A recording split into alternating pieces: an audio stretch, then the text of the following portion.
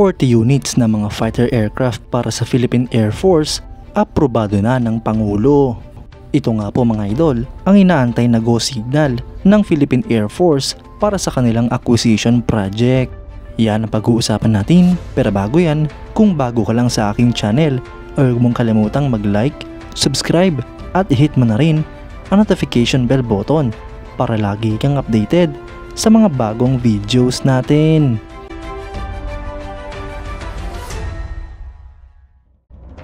Ayon sa Facebook page ni Max Defense Philippines, sinabi nito na mayroon ng go signal mula kay Pangulong Bongbong Marcos ang pagsisimula ng procurement process ng Department of National Defense para sa at least 40 units na mga brand new na fighter aircraft para sa Philippine Air Force upang i-equip ang 3 fighter squadron. Ito nga po ay inline sa approved shopping list ng Rehorizon 3 phase ng Revised Armed Forces of the Philippines Modernization Program simula 2023 hanggang 2032. Ang Department of National Defense ay pinaprioritize ang acquisition ng mga bagong fighter aircraft para sa Philippine Air Force. Ito nga po ay upang i-address ang kakulangan sa air defense at air combat capability, gayon din upang i-address ang territorial defense at A2/AD requirements. Bagamat ang malaking factor dito mga idol ay ang punto na ating bansa na talagang kulang para sa acquisition project na ito, ay pinaniniwalaan nga po mga idol na magkakaroon ng financing upang makapag-acquire ang ating bansa ng ganito karaming mga eroplano. Ang foreign financing na ito mga idol ay ino-offer ng mga bansang nag-offer din ng mga fighter aircraft para sa Philippine Air Force tulad ng Estados Unidos at Sweden. Kabilang nga rin po sa mga nag-offer ang ilang mga bansa na gustong mag-offer din ng kanilang mga eroplano tulad ng South Korea, France at India. Ito nga po mga idol ay makakatulong para sa capacity ng Pilipinas na makapagbayad sa ganitong mga eroplano. Ito nga po ay habang meron pang pending bill mula sa US legislature para sa $500 million na foreign military financing grants mula 2025 hanggang 2029.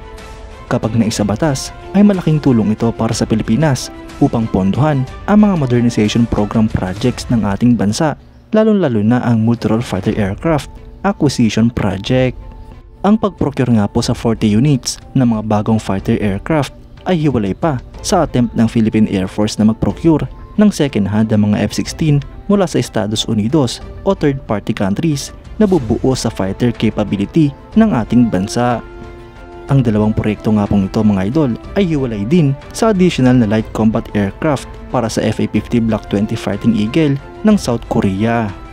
Dahil ang proyekto nga pong ito mga idol ay parte ng Surface Attack Aircraft Acquisition Project para sa Philippine Air Force. Mga idol, isang magandang balita nga po ito para sa buong bansa na inaprobahan na ng Pangulo ang pagbili sa 40 units na mga brand new na fighter aircraft para sa Philippine Air Force. Alam naman nga po natin na matagal nang pinaplano ng Philippine Air Force na magkaroon ng mga sarili nitong fighter aircraft. Ilang attempts na nga rin po ang ginawa ng ating bansa at ilang beses ding nabigo upang makabili ng mga ganitong klaseng eroplano. Sa kasalukuyan, dahil meron tayong modernization program, ay kailangan nating bumili ng mga ganitong klaseng eroplano para sa Philippine Air Force na magagamit upang depensahan ang ating bansa. Ang pinakanapipisil nga po ng Pilipinas ay ang F-16 Viper ng Estados Unidos at ang Saab JAS-39 Gripen ng Sweden. Kapag meron tayong malaking pondo mga idol, ay siguradong ang F-16 Viper ang pipiliin ng ating bansa. Ngunit kung praktikal at iniisip natin ang budget, ay ang Saab JAS-39 Gripen ang pipiliin ng Pilipinas. Alin man nga po sa dalawang eroplanong ito ang mapipili ng ating bansa, ay siguradong malaking capability boost ito para sa Philippine Air Force. Sa kauna-unahang pagkakataon ay magkakaroon nga po ang ating bansa ng mga sarili nitong multi-role fighter aircraft. Dapat na nga po talagang mag-acquire ang Pilipinas ng mga maraming air assets, lalo pat kailangan ang mga ito upang depensa ng ating mga teritoryo. Kayo mga idol, anong masasabi nyo? Comment down below for your thoughts and opinions. At yan nga lang po ang pag-uusapan natin ngayon mga idol. Maraming salamat sa panonood. Huwag nyo rin kalimutang mag-like at subscribe bilang suporta sa ating channel. Mabuhay kayo mga idol!